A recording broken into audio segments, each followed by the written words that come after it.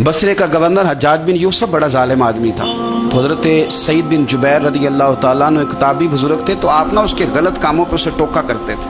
हमारा ये मसला होता है कि जब हमें कुछ टोकता है तो हमें जिद चढ़ती है, ये नहीं देखते कि मैं पहले देख लो मेरी कहीं कुताई पे तो नहीं टोक रहा।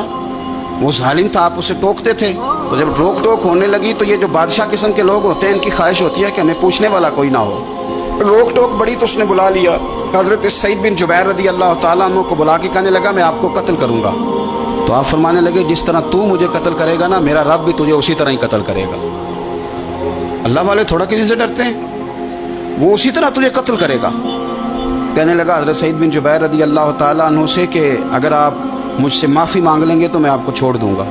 आप फरमाने लगे माफ़ी तो मैं रोज़ मांगता हूँ, पर सिर्फ अपने रब से, तुझसे काहे की माफ़ी मांगूँ, किस बात की तुझसे माफ़ी मांगूँ। कहने लगा फिर आप बाज जल्लाद से कहने लगा इसे कत्ल करो। आपने हंसना शुरू कर दिया। तो वो कहने लगा हंसते क्यों हो। फरमाने लगे तेरी जुर्रत पे हंस रहा हूँ कि खुदा का कमज़ोर बंदा हो के तू किस तरह की जुर्रत के साथ बातें कर रहा है कि मैं तुझे कत्ल करा दूंगा। उसने कहा पकड़ो, और गुस्से में आ गया, पकड़ो और इन्हें कत्ल करो। जब कत्ल करने लगे तो आपने मुंह काबे की तरफ कर लिया और पढ़ा इन्नी वज्जहतु वजहिया लिल्लज़ी फ़तरस समावाति वल अर्द हनीफ़न वमा अना मिनल मुशरिकीन।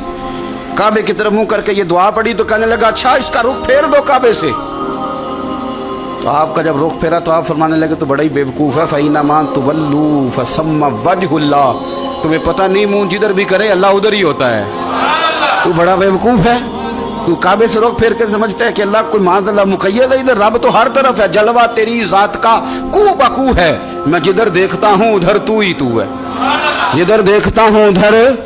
जे मैं तेनू अंदर जाना तो फिर मुक़य्यद जाना, तो जे मैं तेनू बाहर जाना तो अंदर कौन समाना, अंदर भी तू है ते बाहर भी तू है ते बुल्ला कौन नुमाना।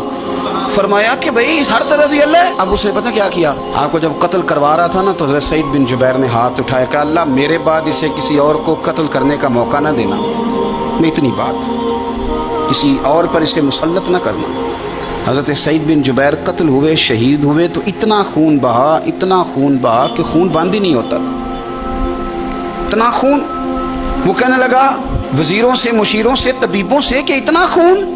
तो वो कहने लगे बादशाह ये खून बताता है कि ये बंदा तुझसे डर के नहीं मरा, वरना तो तलवार बंदे के करीब आती है तो खून खुश्क होता जाता है, वरना तो हुक्म होता है सजाए मौत का तो लोगों के कपड़े ढीले हो जाते हैं, जिस्म कमज़ोर हो जाता है। ये बंदा न डर था इसलिए इतना इसका खून निकला है कि इसे कोई डर नहीं था।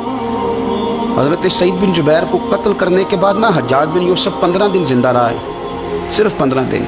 कैंसर हो गया पेट में, इतनी तकलीफ हुई कि जिस बीमारी को आज आप कैंसर कहते हैं कि किसी की समझ में नहीं आता था। तबीब गोश्त की बोटी डालता था धागे के साथ पेट में, तो बाहर आती थी तो वो गल सड़ के बाहर निकलती, उसके अपने भी उसके कमरे में नहीं जाते थे।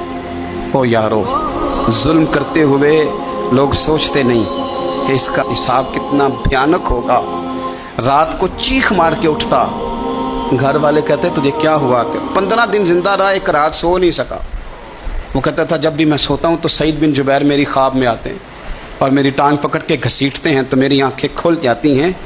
ये जो बद्दुआएं हैं ये तुम्हारे बिस्तर तक तुम्हारा पीछा करती, ये नींदों में सुराख कर देती। लोग कहते हैं पता नहीं क्या बात है सोया नहीं जाता, तो मैं कहता हूँ पता कर लो, शायद को बात निकल ही आए।